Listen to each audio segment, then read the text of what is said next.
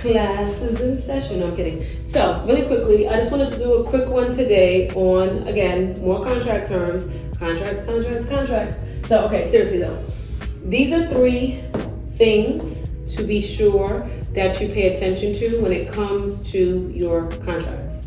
Again, not every contract is going to have a non-compete, but a lot of them do, especially now these days, because competition is an enemy, right? Everybody's competing for eyeballs, everybody's competing for business. So if you are part of a business in some form of fashion, whether you're an employee, whether you are a vendor, whether you're a,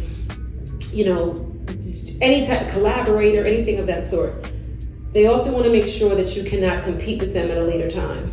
Usually it is, some people try to push it and ask for it to be for a very long period of time. Your goal is to have not one at all, to say no.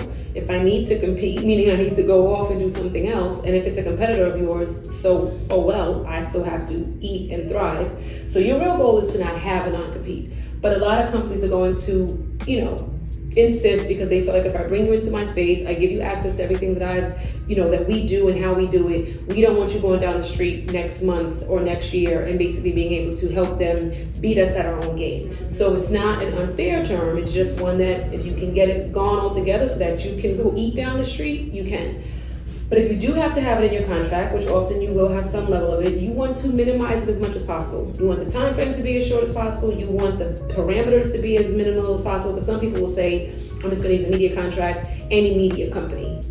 No, you want it to be a direct competitor, meaning everything is the same. We are targeting the same audience. Like, you want to try to make it very, very, very narrow. A lot of them, when they're too broad, they don't get held up in court anyway. So it benefits the business as well to give you a fair non-compete, because if they try to get too overzealous, the courts will even say, no, this person has to thrive. So just getting this to be as narrow as possible, or going all together.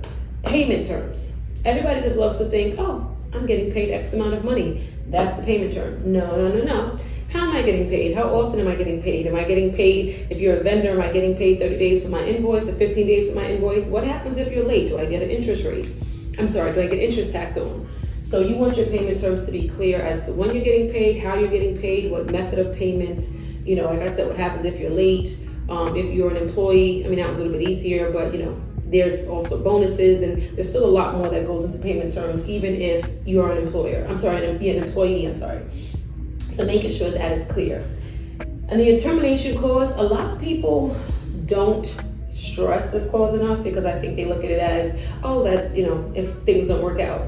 This can happen quicker than you think. You may want out for reasons that you did not expect. You don't think termination 2 years from now. Think, oh, I got into this situation and this is not what I thought it was. Or this person is trying to get, whatever it is, this person is trying to have me do things that I didn't even expect, or I just don't like it, or they don't represent my brand, or whatever it is. You want your termination clause to give you the ability to get out of this contract without penalty. Of course, that's negotiable and how that works and how you can't just abandon the company, but you do want to make sure your termination clause is very well crafted to make sure that you have wiggle room to get out of this contract if you need to, or at least with a certain amount of notice and a certain method. And there's obviously, if you're the business owner, there would be for cause and without cause, but you also, in those situations, want to make sure that you're for cause. Like if they say, oh, we terminate you for cause, then we get, we don't have to pay you. Well, if that's the case, for cause has to be very well defined, because you're not going to say it's for cause and not pay me. And I have,